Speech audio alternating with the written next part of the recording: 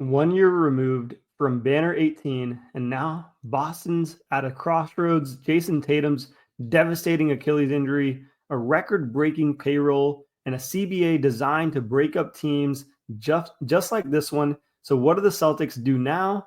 This is going to be the offseason NBA guide for this, and we're going to go ahead and get straight into it. The champions have an uncertain future. Last summer, the Celtics cemented themselves in NBA history, capturing their 18th championship, tying the Lakers for most all time. Their top six was surgical: Tatum, Brown, Holiday, White, Porzingis, and Horford, and the best two-way machine in the league. And fast forward to now, Tatum goes down with a torn Achilles on Madison Square Garden floor, and what happens in that moment has cast a shadow over this franchise. The toughest offseason in Brad Stevens' era. The state of the roster is something that's really interesting as well. Even without Tatum, the team is still elite. When Tatum sat this year, Boston's still plus 8.7 per 100 possessions. They're not really falling off a cliff like everyone thinks, but keeping this unit together comes at an insane cost. They're going to have a $231 million payroll, and that's at a $263 million tax penalty, and that's nearly $500 million. New ownership led by Bill Kissholm is already being tested, and under the new CBA, the penalties aren't just financial.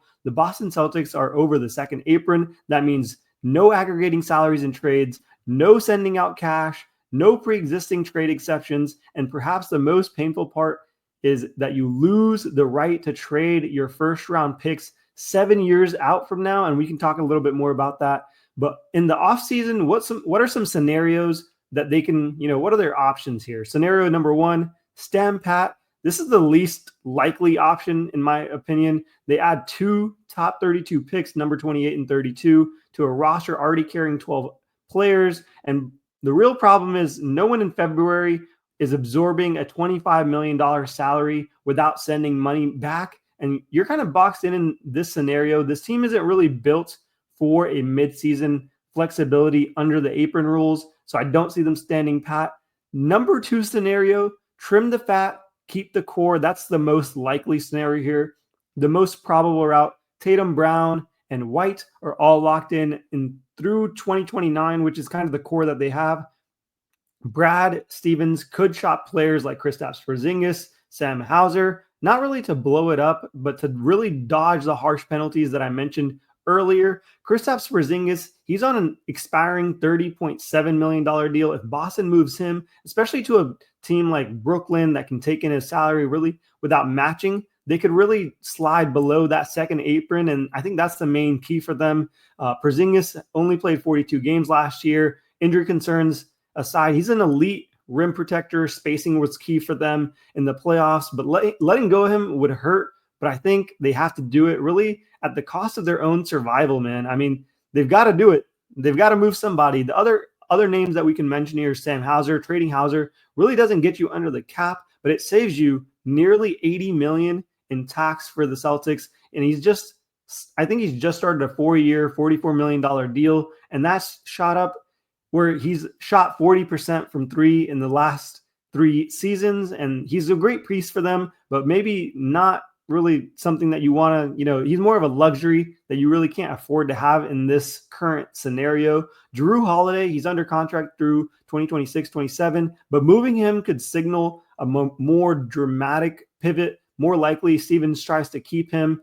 I mean, unless there's a huge offer, we just saw Desmond Bane go for a lot, so I could see them at least try to shop him. A third scenario, they could take a gap year. This is another least likely scenario, I guess second least likely scenario out of the three. If Tatum's out for most of the season, Boston could embrace kind of a soft reset. That means possibly trading Jaylen Brown, who's still on a 4 years, $236 million left for a package of picks, young players, expiring deals. I feel like that's the boldest play, and Celtics don't make that type of dramatic play in this scenario, man. I don't know. This would be a tough pill to swallow if I was a Celtics fan. They still own their 2026 first.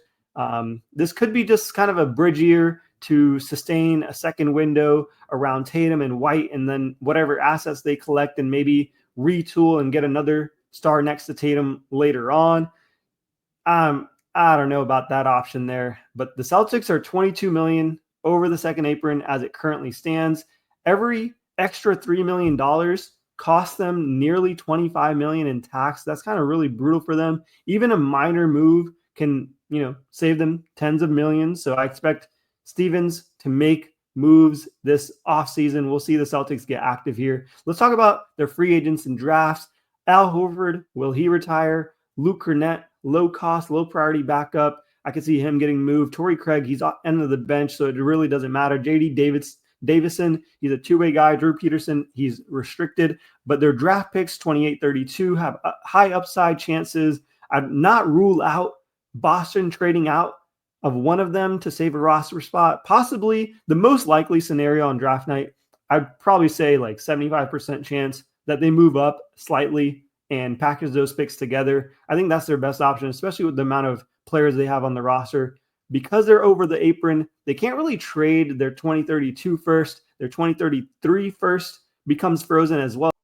The Celtics really have to fix this issue. They can only trade one first-round pick as of right now, which is 2026 or 2027, and only a swap in the 4 other years. So bottom line, they have picks, but very few tradable ones. So they don't have much flexibility as of right now. They really have to get under that second apron, pretty much the hard cap at this point. Front court depth, that's really where they're going to have to look to as well. Tatum's going to be out. Horford may retire. If Cornett ends up walking, you've only really got Porzingis, who's an injury risk, maybe Kidda.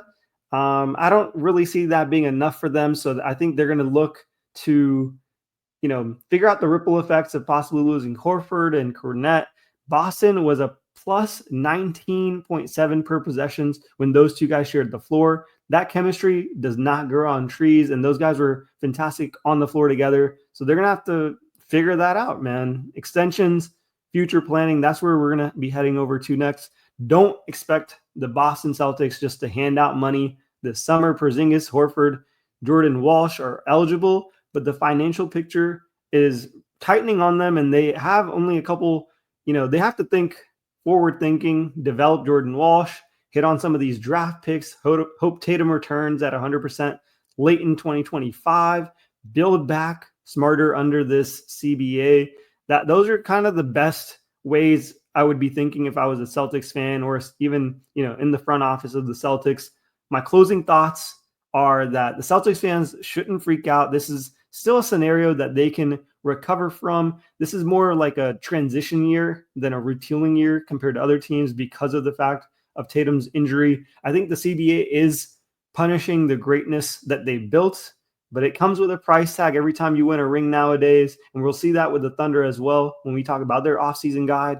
This offseason isn't going to be about revenge or a repeat. I think right now they just have to position themselves to get back into it when Tatum's back. Let me know what you guys think. Should Boston Celtics run it back, trim the edges, blow it up around Tatum's injury timeline? I think those are the main storylines for this team. Hopefully you guys enjoyed this offseason guide. I did one on the Atlanta Hawks. I've got one coming out right after this. I appreciate you guys, and peace out.